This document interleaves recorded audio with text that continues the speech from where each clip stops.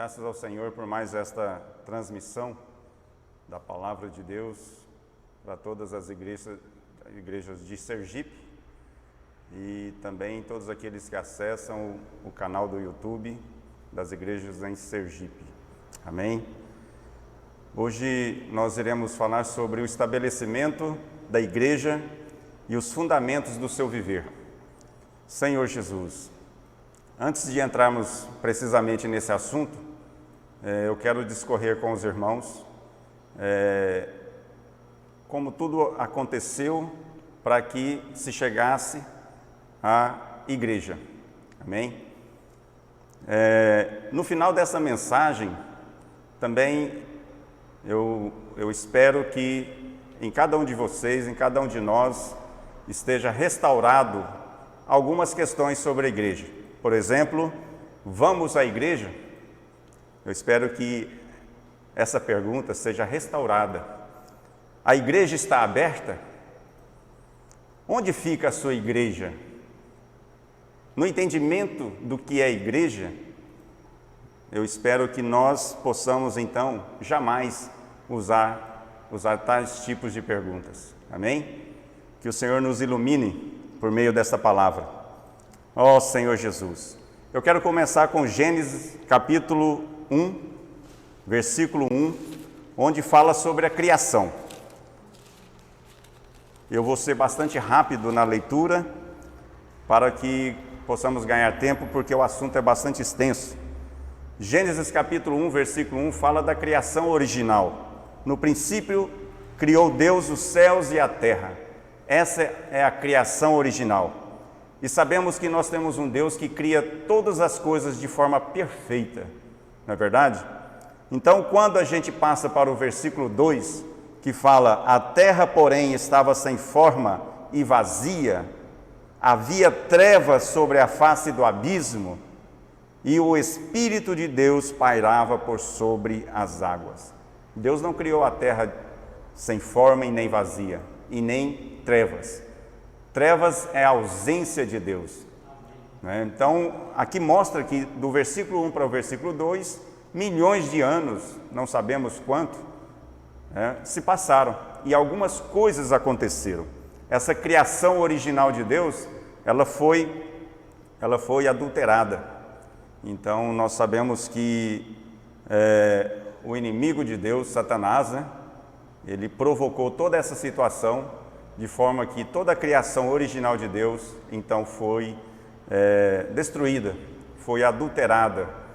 Senhor Jesus, o versículo 3 fala que Deus começa agora a restaurar todas as coisas. Fala assim que disse Deus, haja luz e houve luz. Então agora Deus começa a restaurar todas as coisas. Voltando ainda no versículo 2, quando fala que a terra estava sem forma, então essa palavra estava pode ser trocada por tornou-se sem forma. Isso mostra que realmente a criação original de Deus foi adulterada, foi de certa forma destruída, né? E a gente sabe que na criação original de Deus, todas as coisas estavam conectadas em Deus. Havia um equilíbrio, havia ordem e tudo que foi criado estava conectado com Deus. E então, essa destruição por parte de Lúcifer, que foi um anjo, um arcanjo, que foi colocado para governar toda a criação original de Deus. E surgiu nele então o desejo de ser igual a Deus. E ele então foi contra Deus, ele convenceu toda a criatura pré-adâmica que estava na terra, na criação original de Deus, aí contra Deus, como também uma terça parte dos anjos. Nós não vamos entrar nesses detalhes, mas eu quero frisar aqui que a criação original de Deus ela foi destruída e Deus então tinha um plano de restaurar todas as coisas. Amém? O capítulo 3 de Gênesis e o versículo 6 a 8, mostra essa desconexão. Aqui fala que, vendo a mulher que a árvore era boa para se comer, agradável aos olhos e árvore desejável para dar entendimento, tomou-lhe do fruto e comeu, e deu também ao marido, e ele comeu. Abriram-se então os olhos de ambos, e percebendo que estavam nus, coseram folhas de figueira e fizeram cintas para si. Quando ouviram a voz do Senhor Deus, que andava no jardim pela viração do dia, esconderam-se da presença do Senhor Deus, o homem e sua mulher, por entre as árvores do jardim. Então o homem que era conectado a Deus, agora escondia-se de Deus. Houve uma desconexão, certo? E essa desconexão, né, o homem resolveu não ser mais encabeçado por Deus. Essa desconexão, ela ficou mais forte ainda no capítulo 4 de Gênesis, versículo 11 ao 14, onde fala que: és agora, pois, maldito por sobre a terra, cuja boca se abriu para receber de tuas mãos o sangue de teu irmão. Aqui houve o primeiro homicídio. Então essa desconexão foi ficando cada vez mais forte. O homem, sem a presença de Deus, começou a fazer coisas terríveis, a ponto de matar o seu próprio irmão. Então mostra que essa desconexão ficou mais forte, né? E com a desconexão, a partir dos versículos 20 ao 22, mostra que aquilo que o homem tinha no jardim, que era alegria, que era o sustento, que era a segurança, tudo que Deus criou naquele jardim onde colocou o homem, Deus supria o homem com o sustento, supria o homem com a alegria devido à sua presença, supria o homem com segurança. Mas uma vez para fora do jardim, esse homem, como está nos versículos 20 a 22, né, os descendentes de Caim, mostra que Ada deu à luz a Jabal. Este foi o pai dos que habitam em tendas e possuem gado. Ou seja, esse gado, o homem teve a necessidade agora de criar o seu sustento, de produzir o seu sustento. O nome de seu irmão era Jubal. Este foi o pai de todos os que tocam harpa e flauta.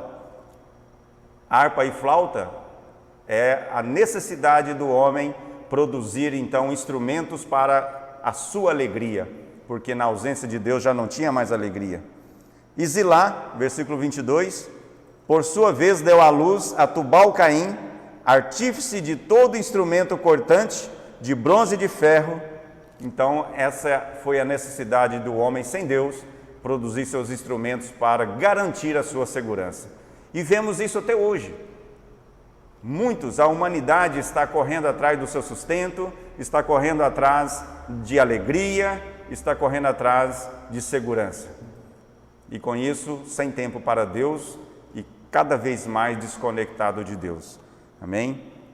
Contudo, o Senhor ainda no seu amor pelo homem, desejoso ainda de ter a presença do homem, deu a ele uma saída maravilhosa, de forma que ele podia ainda desfrutar da presença do Senhor, que está no versículo 26 do capítulo 4.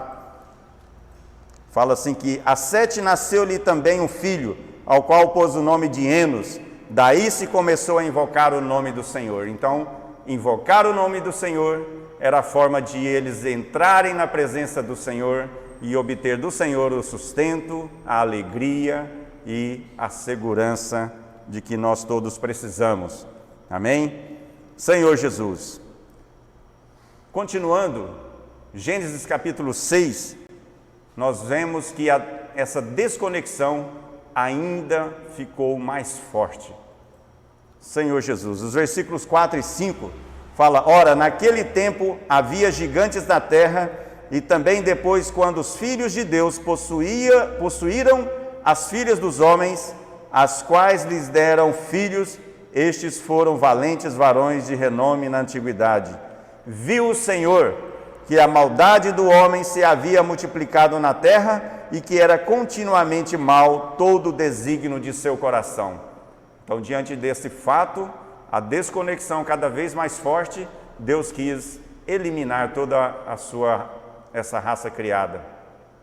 Mas havia um homem que se conectava com Deus, Noé.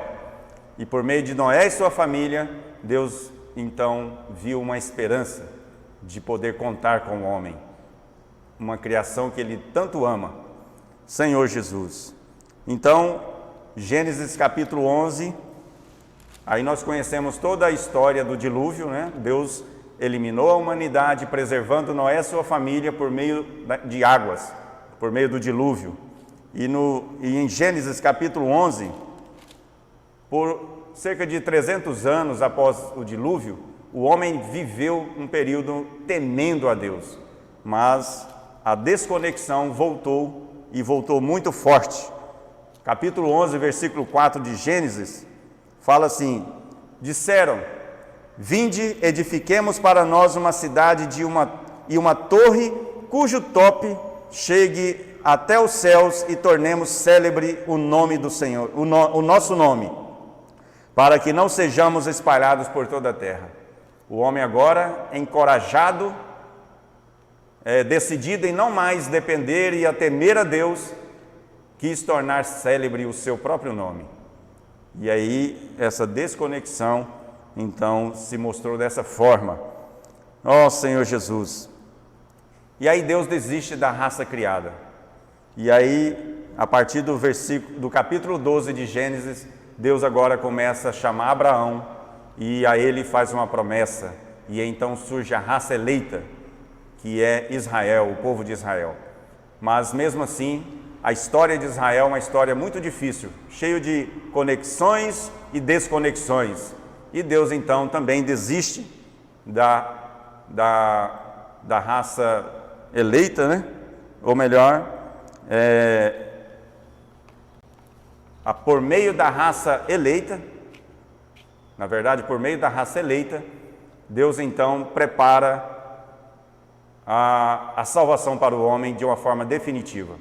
Porque na verdade, o homem pecou. E de geração a geração esse pecado foi transmitido. A todos nós pecamos. E o próprio homem não podia mais, não tinha como prover a sua salvação. Era necessário que um homem inocente, sem pecado, satisfizesse todos os requisitos de Deus e então promovesse a salvação para o homem. E Deus então olhou para a humanidade e não viu ninguém sequer que pudesse prover salvação para si mesmo. E aí, o próprio Deus, desejoso de estar no homem, de coabitar com o homem, de ter essa conexão novamente restabelecida, Ele deu indícios de que o desejo dele era de estar dentro do homem. Aquela experiência de Moisés ali, quando viu a sarça sendo, ali com aquele fogo, mas ela não era consumida. Aquela sarça é eu e você. Deus quer mostrar todo o seu poder por meio do fogo. Aquele fogo representa Deus, mas a sarça nos representa. E Deus quer nos usar como essa sarça, de forma que não somos consumidos, mas somos canais para que o fogo de Deus, para que Deus trabalhe os homens, trabalhe as pessoas. Depois vemos também a figura do tabernáculo no Antigo Testamento.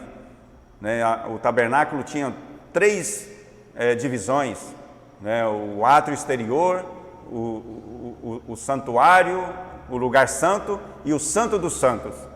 Isso representa o homem, o seu corpo, a parte mais externa, o lugar santo, a sua alma, e o santo do santo, o seu espírito. Nós fomos feitos tripartido, onde no espírito é onde Deus quer nos reconectar. Amém? Então isso mostra que Deus desejava estar dentro do homem e o homem também em Deus. Deus desejava essa habitação de uma forma simples. Ele mostrou para nós que Ele não queria palácios, Ele não queria mansões, Ele não queria nada glorioso, mas Ele queria eu e você, ou na verdade Ele quer eu e você como a sua habitação, e por isso nós somos essa sarça, e também esse tabernáculo representa o nosso ser tripartido. Então o próprio Deus, olhando para a humanidade, vendo que não havia nenhum homem sequer que podia salvar a si mesmo, o próprio Deus se fez homem. E ele veio e cumpriu todos os requisitos que Deus exigia. Ele cumpriu toda a lei e assim, com a sua morte na cruz, a sua ressurreição, ele pôde então restabelecer a conexão com o homem e restabelecer toda a ordem da criação, toda a ordem do universo, né, que estava desfeita pela forma ambiciosa que Lúcifer trabalhou a criação original. Em Isaías capítulo 7,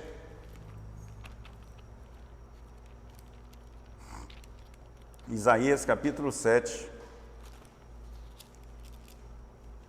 e o versículo 14, Isaías 7,14 fala assim: portanto, o Senhor mesmo vos dará um sinal. Eis que a virgem conceberá e dará à luz um filho e lhe chamará Emanuel. Senhor Jesus. Mateus 1,23. Mateus 1,23.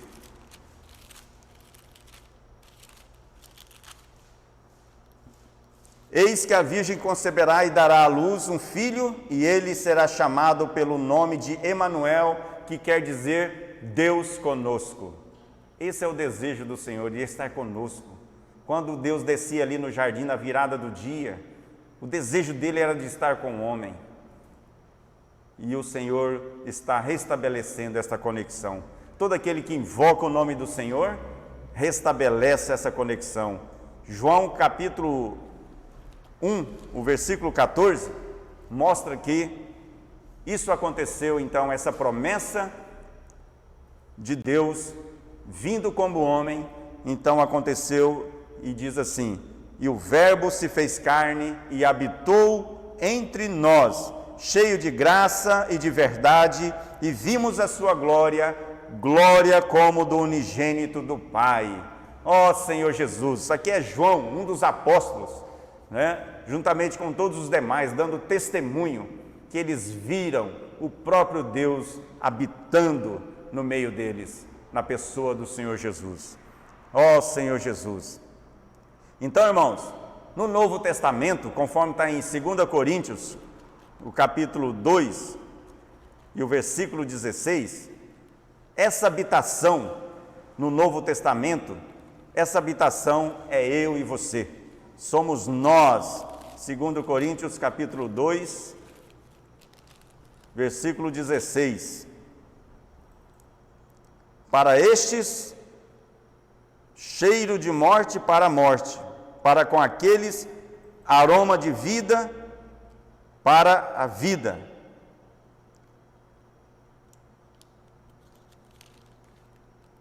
Senhor Jesus, eu me perdi aqui no versículo, irmão. Amém.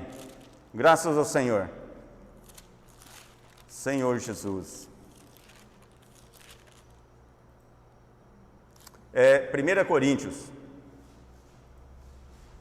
1 Coríntios, capítulo 6, versículo 16.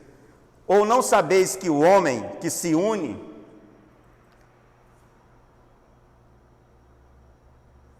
ou não sabeis, é o versículo 16. Ou não sabeis que o homem que se une à prostituta forma um só corpo com ela?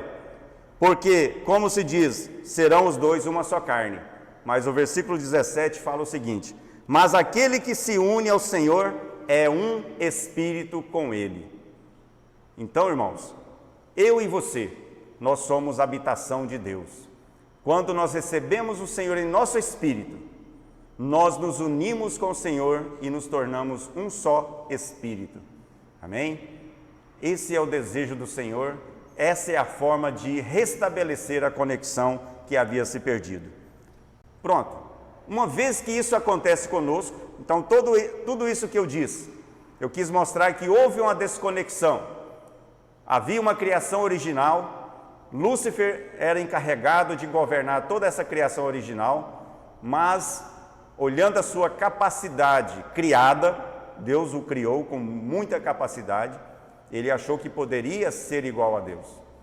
e aí ele quis tomar o lugar de Deus, mas ele foi subjugado e toda a criação foi subjugada. E aí Deus estabeleceu um plano para reaver essa conexão. E essa conexão só foi possível com a vinda do próprio Deus na pessoa do Senhor Jesus, morrendo na cruz, levando sobre ele toda a dívida que havia contra nós, e uma vez ressuscitado, foi glorificado pelo Pai, se tornou Espírito, e ele veio até nós como esse Espírito habitando agora em nós. Amém? E isso então nos tornou a sua habitação. E ele fez o que conosco agora? Não bastava simplesmente ele entrar em nosso espírito. Era necessário que nós fôssemos edificados em uma base. E essa base, que é Cristo, em nós como seus materiais, sendo edificados sobre essa base, nós nos tornamos a igreja. Então o Senhor nos colocou na igreja. E o que é a igreja? Lembra daquelas perguntas que eu fiz no início? Vamos à igreja? Onde fica a sua igreja? A igreja está aberta? Fechou a igreja? Eu vou mostrar para vocês agora que essas frases não cabem no significado da igreja. A igreja vem do grego eklesia, que é formado por dois radicais. Ek, que quer dizer fora, e klesia, chamados. Então, a igreja é composta por pessoas que foram chamados para fora, chamados do mundo, para fora, chamado de um sistema mundano para fora. Ó Senhor Jesus! Então nós fazemos parte da igreja. Todo aquele que aceita Jesus como Salvador é introduzido na igreja, um lugar para se crescer, um lugar onde Deus está edificando o seu corpo. Então o termo igreja, ele não é um termo estático, ele é mais um verbo que dá uma ideia de ação, de uma coisa que não está parada, de algo dinâmico. Isso é igreja. Senhor Jesus. Então, como que essa igreja ela é estabelecida? Como se dá o estabelecimento dessa igreja? É o que nós vamos ver agora, E quais são os fundamentos do seu viver? O viver da igreja é em cima de quais fundamentos? Amém? Então, nós passamos agora a entender melhor essa questão. Senhor Jesus. Ó Senhor Jesus. Então, como eu disse, a igreja ela precisa de um material para ser edificada, e esse material é o povo de Deus, é cada um daqueles que recebe Cristo como Salvador. Ó Senhor Jesus. Então, antes da crucificação, nós éramos materiais destinados ao lago de fogo, destinados à destruição eterna, e não estávamos apropriados para serem usados por Deus na sua edificação. Mas com a vinda de Cristo, com a sua morte e ressurreição, nós fomos qualificados para fazer parte da igreja. Amém? A igreja ela é gloriosa. Não cabe nela material oriunda de pecado, material pecaminoso, porque a igreja ela é pura, ela é gloriosa. Então esse material precisa passar por um processo. E esse processo, ele se inicia com a salvação em Cristo Jesus. Amém? Senhor Jesus. Ó Senhor Jesus.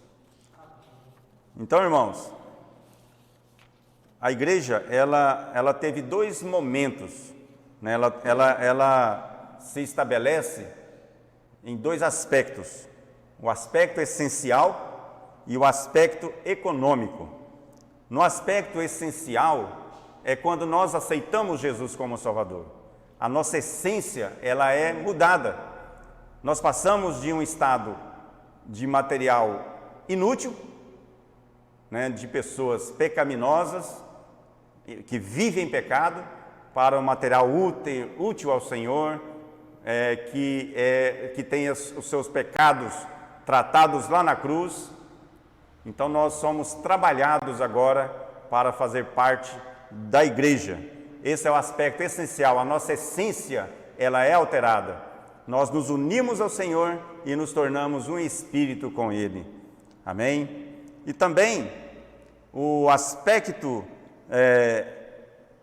econômico, ele aconteceu quando o Senhor, ao ascender aos céus e ser glorificado ali, então ele voltou como Espírito e foi derramado sobre a igreja, batizando os crentes em um só corpo. Esse é o aspecto econômico. Agora, nós, de uma forma econômica, nós podemos transmitir isso a outras pessoas. Nós temos uma essência que é a vida de Cristo dentro de nós. E nós temos um Espírito que ministra todas as coisas, de forma que nós podemos transmitir a outras pessoas. Amém? Então, pelo Espírito, no aspecto essencial, né, os discípulos foram regenerados. Nós fomos regenerados para ser a igreja e para fazer parte do corpo de Cristo.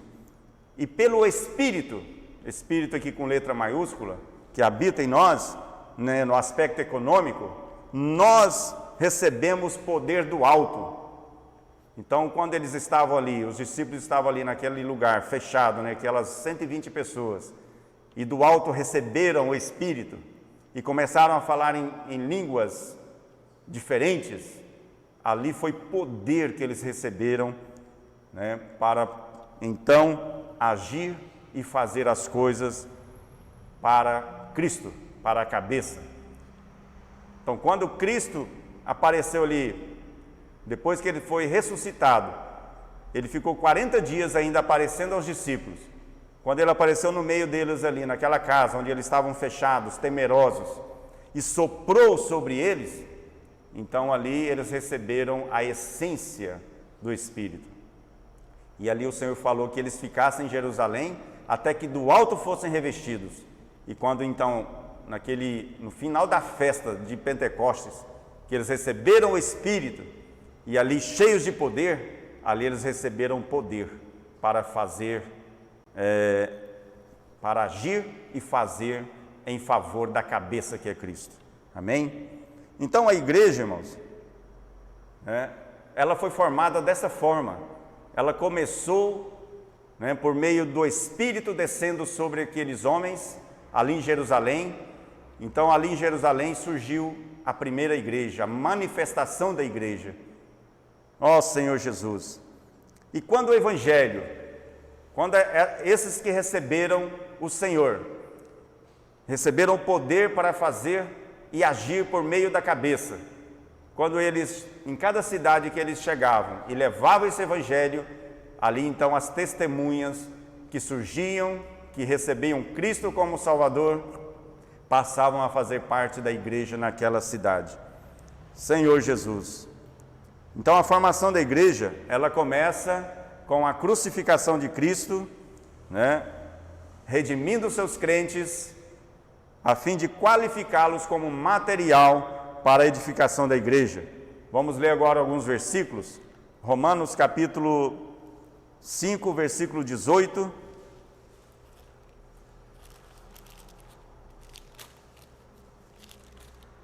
Romanos 5, versículo 18.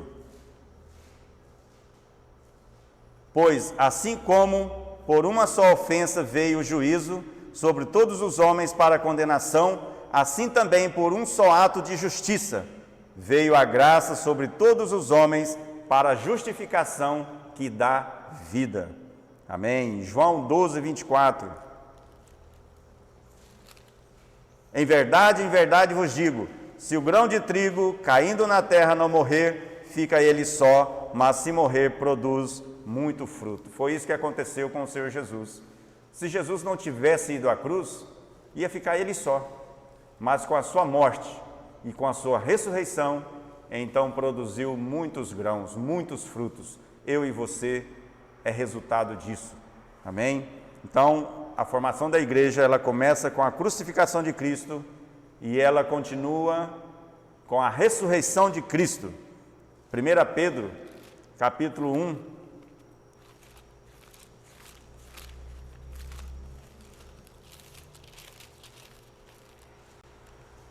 1 Pedro capítulo 1, versículo 3.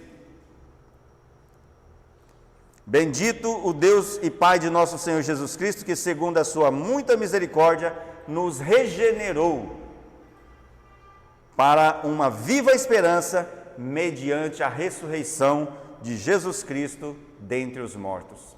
Graças ao Senhor pela ressurreição de Jesus Cristo, porque se Ele tivesse ficado na morte, irmãos, todos nós continuaríamos condenados à morte eterna.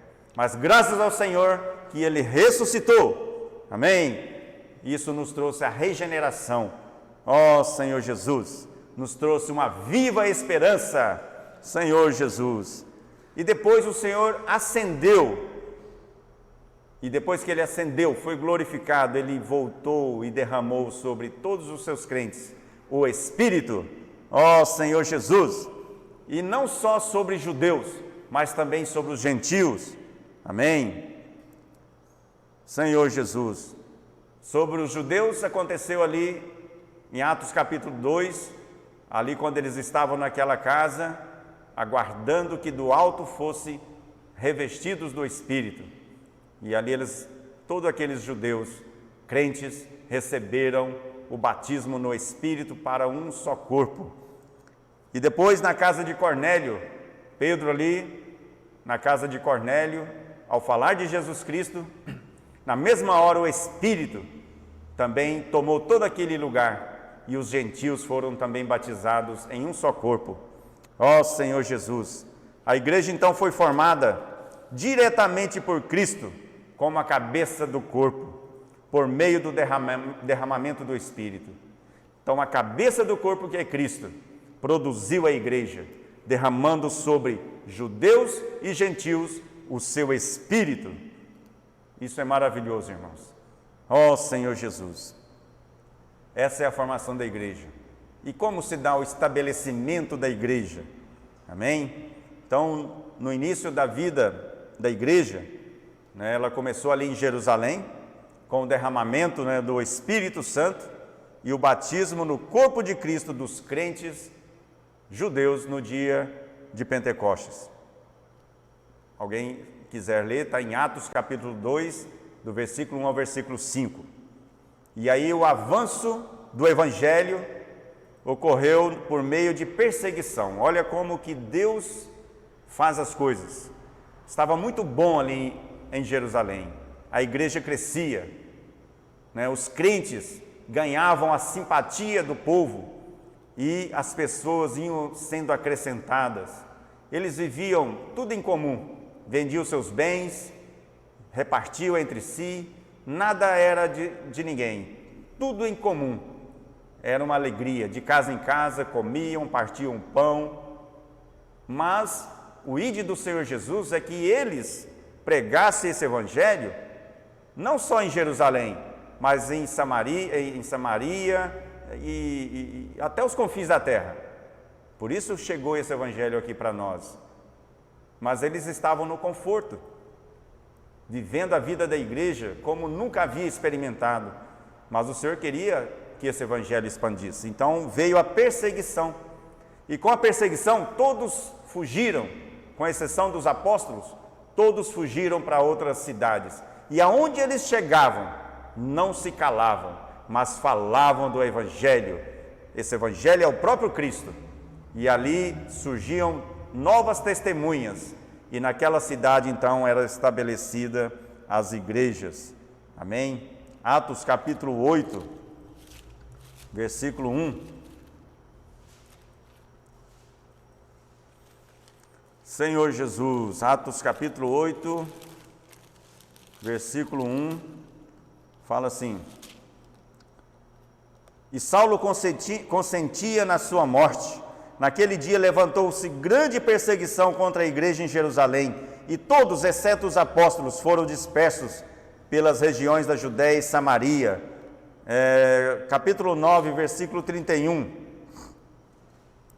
A igreja, na verdade, tinha paz por toda a Judéia, Galiléia e Samaria, edificando-se e caminhando no temor do Senhor e no conforto do Espírito, crescia em número. Então foi preciso uma perseguição em Jerusalém, para que esse evangelho chegasse à Judéia, à região da Galiléia, em Samaria, e ali então esse evangelho crescia, né? A edificação acontecia e todos estavam no temor do Senhor. Amém? Assim é o estabelecimento da igreja. Uma cidade, quando o evangelho é pregado e surge então um grupo de crentes, ali então tem-se a igreja naquela cidade. Amém? O testemunho da igreja naquela cidade. Ó Senhor Jesus. Amém, Senhor Jesus. Então, irmãos, as igrejas foram estabelecidas em cada cidade onde os cristãos viviam. Então tinha igreja em Jerusalém, igreja em Antioquia, em Cencreia, em Corinto, em Éfeso, em Laodiceia, em várias cidades, várias regiões. Então, quando nós lemos na palavra, né, sobre uma região em que fala a igreja na Judéia, por exemplo, isso é o aspecto universal da igreja, porque naquela região da Judéia existem várias cidades, e em cada cidade uma igreja. Então as igrejas naquela região dão um aspecto universal da igreja. Amém? E quando fala igreja, né, referindo ao nome da cidade, esse é um aspecto local, o aspecto prático da igreja. Então a igreja em Aracaju, igreja em Nossa Senhora do Socorro, igreja em São Cristóvão, igreja em Cristinápolis, Tobias Barreto e assim por diante. Isso se refere ao aspecto local, ao aspecto prático da igreja. Amém? Ó Senhor Jesus, havia até mesmo igreja na casa de algumas pessoas, né, como na casa de Priscila e Áquila, na casa de Ninfa. Então tem localidades em que Paulo se referia à casa de alguns crentes, onde a casa era aberta para a reunião da igreja. Não havia um local de reunião da igreja, mas havia uma casa aberta, onde a igreja se reunia. Agora dá para entender que a igreja é formada por pessoas e não tem como dizer, a igreja está fechada, como eu e você podemos estar fechados.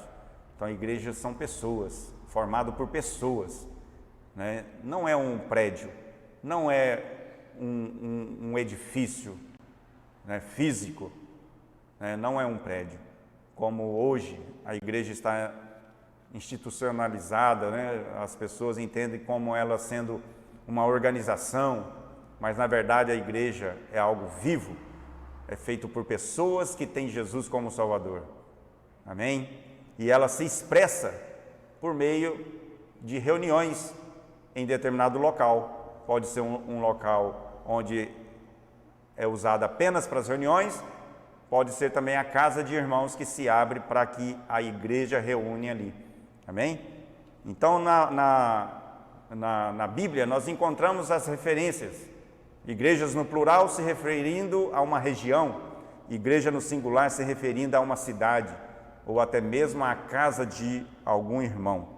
Amém? E as igrejas, elas têm, nelas são estabelecidos, né, pessoas que cuidam da igreja. Então, em 1 Timóteo, capítulo 3, versículo 1, esses irmãos, eles precisam de cuidados, eles precisam de alguém direcionando. Paulo, né, os apóstolos, quando eles levantavam igrejas em determinadas cidades, depois eles voltavam confirmando a fé dos irmãos e elegendo presbíteros ou bispos, que quer dizer supervisores, né? Esse termo vem do grego, que é sobre mais visão, ou dá o aspecto então de supervisão. O presbítero ou bispo não é um cargo, mas são funções aonde ele supervisiona todo esse agir e esse fazer da igreja para a cabeça que é Cristo. Então 1 Timóteo capítulo 3, versículo 1 fala: fiel é a palavra, se alguém aspira ao episcopado, excelente obra almeja. Então, o episcopado aqui se refere aos presbíteros, se refere ao diaconato. Então, se você deseja, o episcopado, se você deseja ser um presbítero, um bispo, boa coisa você deseja. E aqui, nós já vimos isso em alguns outros estudos, tem todo um cuidado que precisa ter para que isso aconteça em seu viver, para que você seja um presbítero de forma que agrade o Senhor. Amém? Então, Paulo, ele estabelecia em cada localidade, em cada igreja, presbíteros, diáconos, e ali então havia o serviço da igreja. Amém? Assim era o estabelecimento das igrejas. Amém? Então, a igreja, nós vimos que começou em Jerusalém e ela se expandiu então para outras cidades. E essa expansão da igreja, teve muito a ver com o ministério do apóstolo Paulo. Paulo foi um apóstolo muito usado por Deus, um vaso destinado a levar Cristo, principalmente no meio dos gentios. Paulo não deixou de aproveitar a oportunidade para falar aos seus compatriotas, aos judeus. Paulo aproveitou as oportunidades para falar perante reis, mas o seu ministério esteve totalmente ligado à pregação do evangelho no meio dos gentios, e por onde ele passou, igrejas foram levantadas. Então, a expansão da igreja teve uma forte influência do ministério do apóstolo Paulo. Ele percorreu províncias como da Síria, da Cilícia, ele percorreu a Ásia Menor, aonde ele visitou e levantou igrejas em Listra, em Icônio, também na região da Galácia.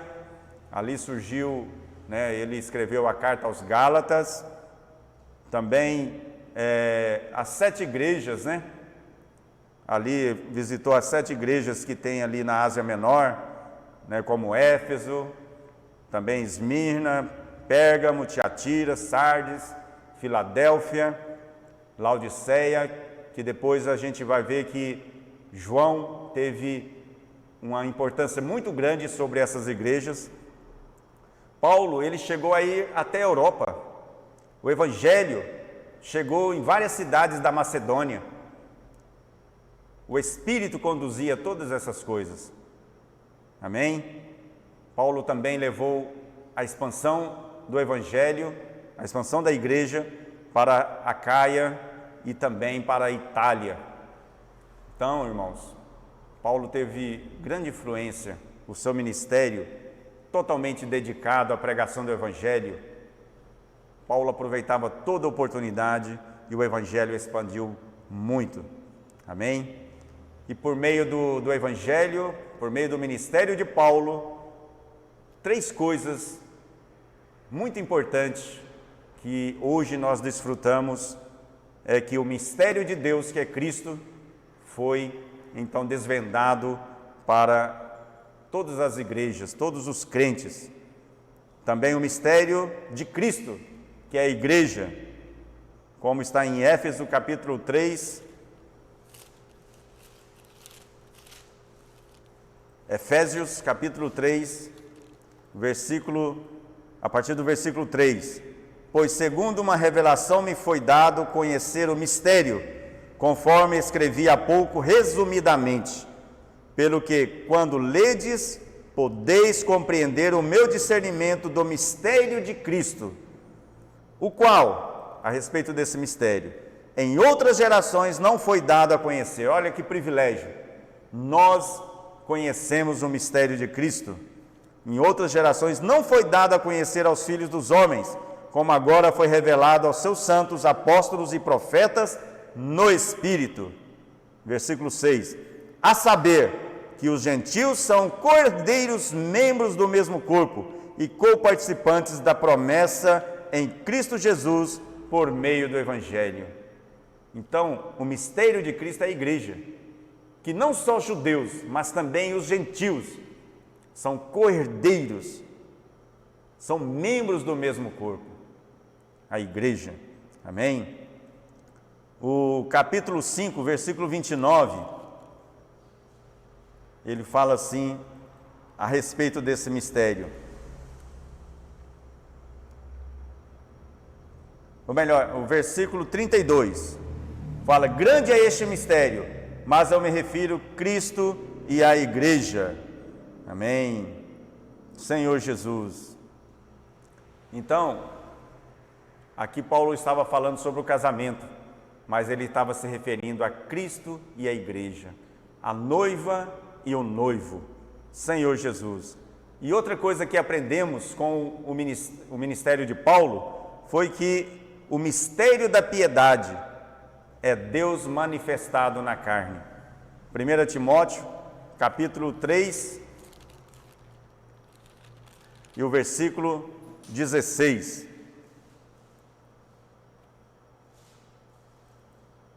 Evidentemente, grande é o mistério da piedade.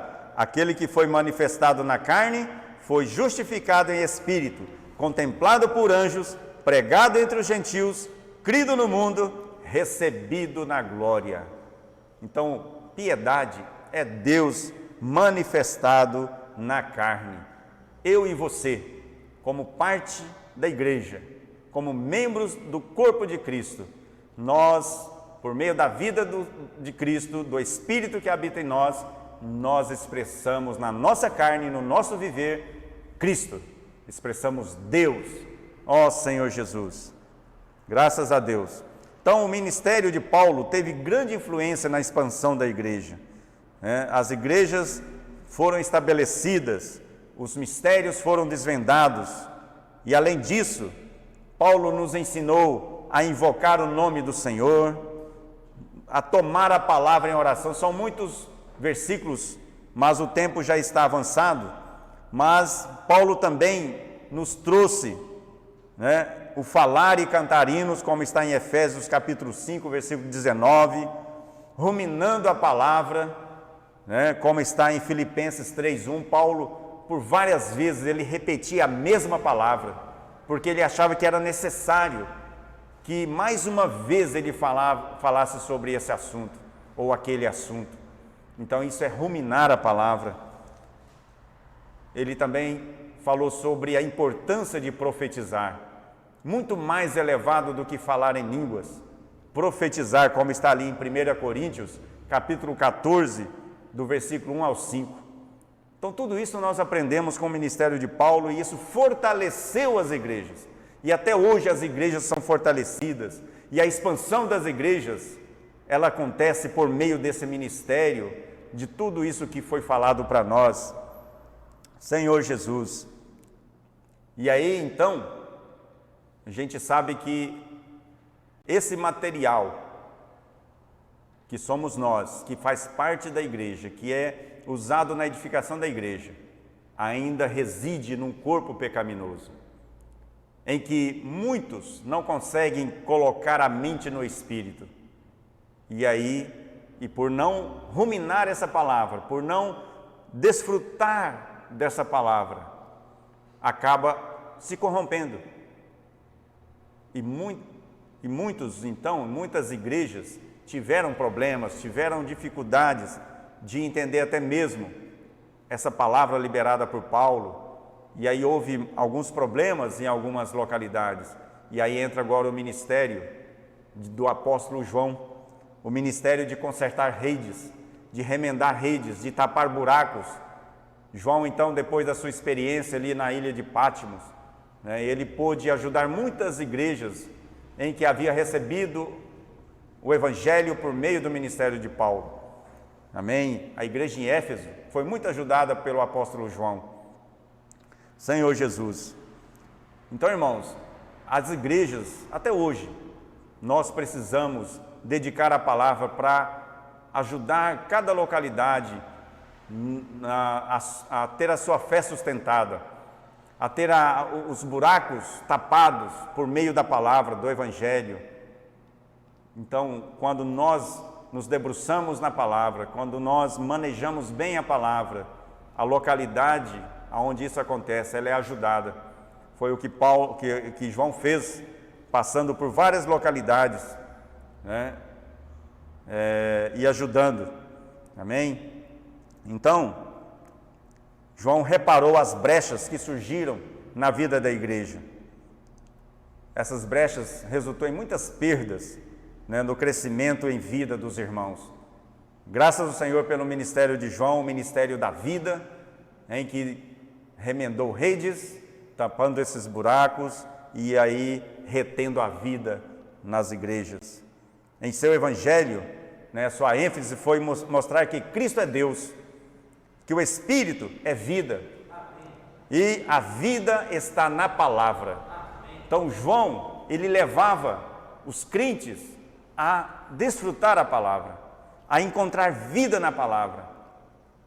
Ó Senhor Jesus, amém.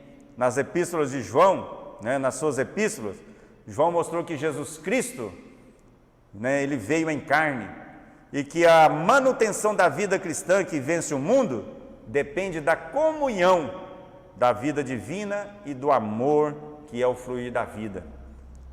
Vamos ler João, 1 João, a epístola de João, 1 João,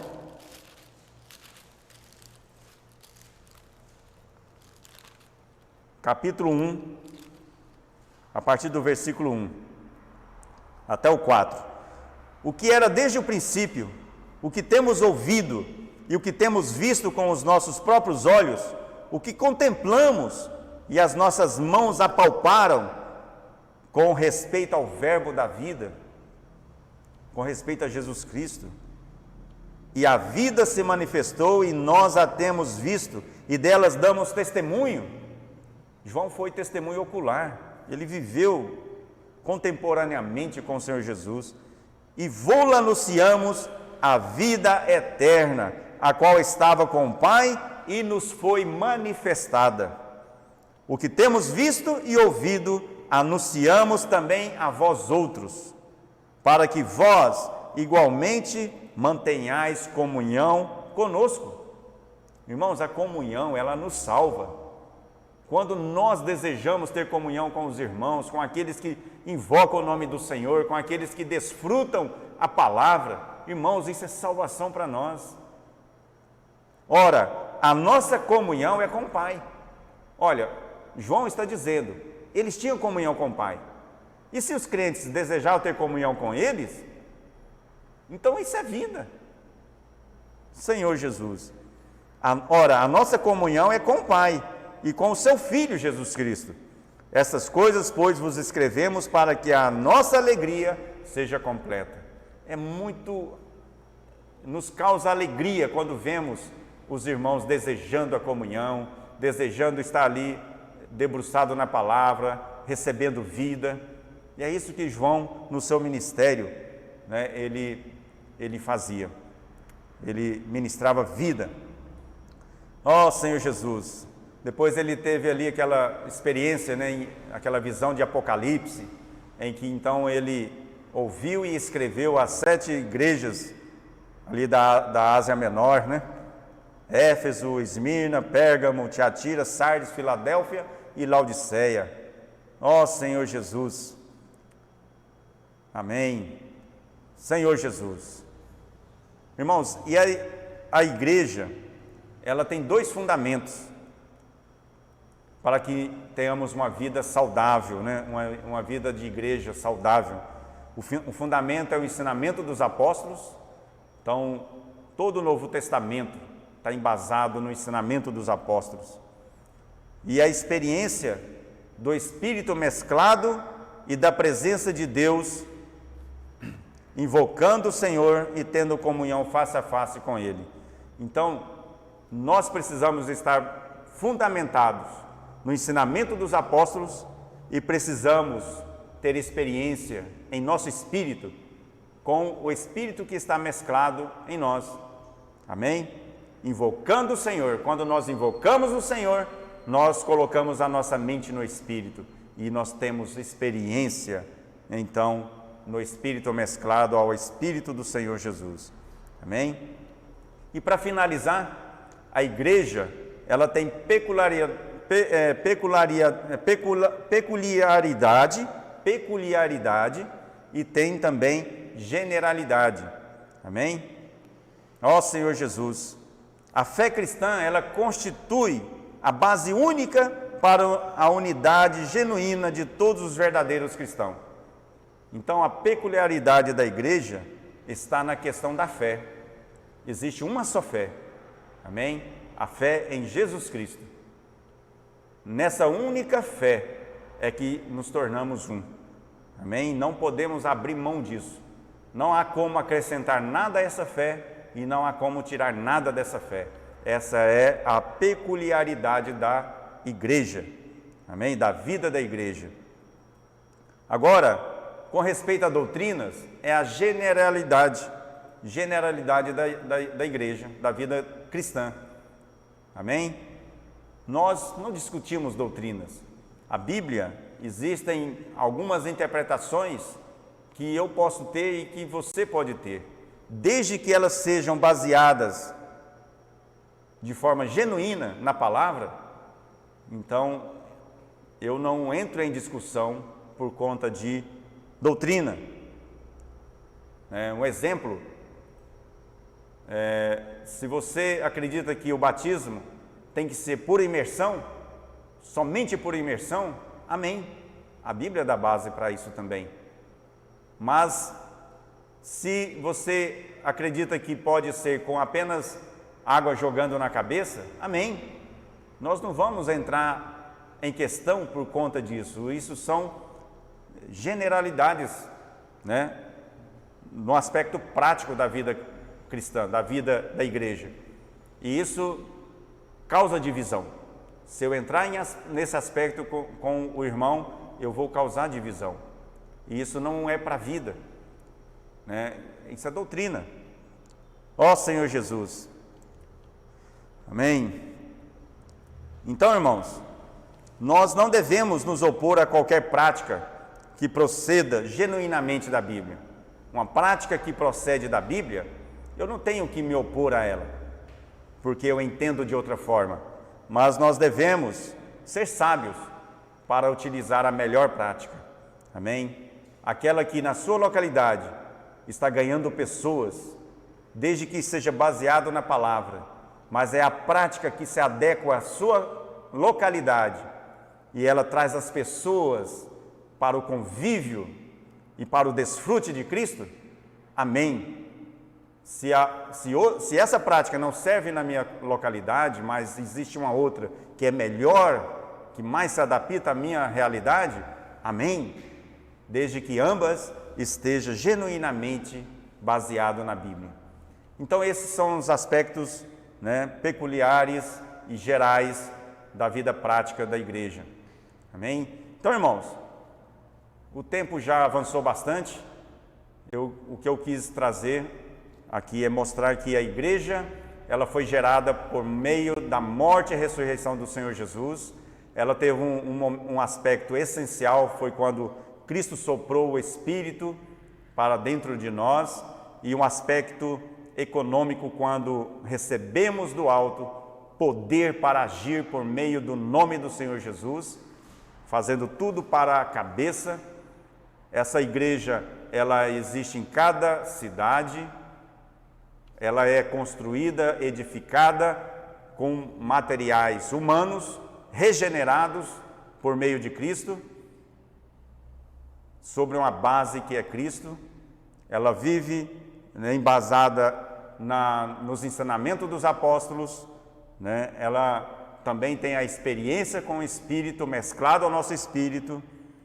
E agora podemos dizer que esta igreja, ela não é um prédio, ela não é um edifício, ela não se fecha, ela não tem horário, ela não é fixa em um local, mas ela está de uma forma prática, ela se move, ela se locomove, ela pode estar na sua casa, pode estar no seu trabalho, pode estar por onde você for, levando o testemunho de Jesus Cristo no seu viver, que é a piedade que é expressar Deus na carne. Deus abençoe a cada um. Quero encerrar orando.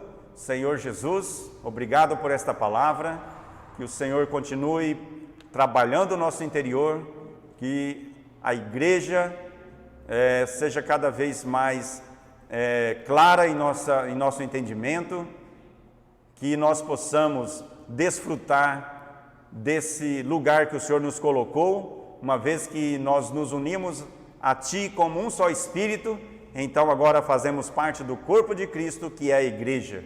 Continue abençoando os Teus filhos, os Teus santos, continue restaurando todas as coisas que foram desconectadas, mas que agora, por meio do invocar, por meio da palavra, por meio da comunhão, todas as coisas estão sendo restauradas, estão sendo reconectadas em Cristo, que é o centro de toda a criação, de todas as coisas que giram em torno da cabeça que é Cristo. Muito obrigado, Senhor, em nome de Jesus. Amém.